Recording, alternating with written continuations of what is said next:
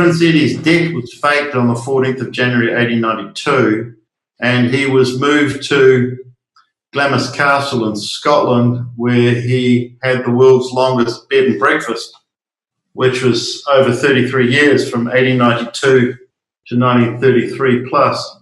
And he was photographed in Glamis Castle by a female relative. And the condition for the world's longest bed and breakfast was that one of the children of Glamis Castle would marry the monarch, and that was Elizabeth Bowes-Lyon. So Elizabeth Bowes-Lyon, she was born in 1900, and she was first engaged to the person who became, or David, Prince of Wales, who became Edward VIII, who was never crowned. And within a week of the engagement, Edward VIII told Elizabeth Bowes-Lyon that he was going to abdicate, because he knew that his father, George V, was reigning falsely, because George V's older brother, Prince Eddie, was still alive. So that's why Edward VIII was never crowned. So what Elizabeth Bowes-Lyon did a week after her failed engagement with David, Prince of Wales, who became Edward VIII, she was engaged to George, Duke of York, who became King George VI.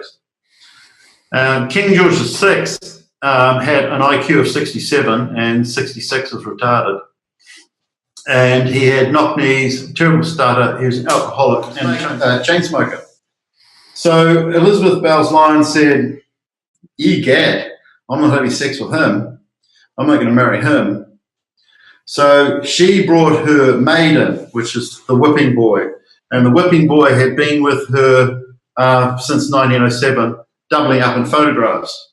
The whipping boy was one of a twin from Waterford in County Waterford in Southern Ireland. And she was essentially the maid. The whipping boy was the maid to Elizabeth Bowes-Lyon. And the whipping boy maid became engaged to George, Duke of York, who became King George VI. And even she refused to have sex with George VI, and only she had one child with him. So Elizabeth Bowes-Lyon's maid married the person who became King George VI, and they had one child together by artificial insemination. That was a son, and it was epileptic, and left to die on the gurney. And thereafter, the near-retarded, chain-smoking, alcoholic, knock-kneed stutterer, George VI, was removed out of the royal gene pool in terms of breeding and replaced with another illegitimate royal, Winston Churchill.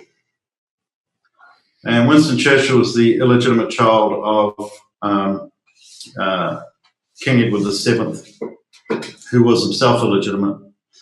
And Winston Churchill donated the sperm by artificial insemination to King George VI's wife, who was Elizabeth Bowes-Lyon's maid, and the resulting child was born above a pub, above the Coach and Horses pub in Mayfair, and that child is a commoner, given the name Elizabeth, and you know that commoner, illegitimate Elizabeth today as the uncrowned Queen Elizabeth II.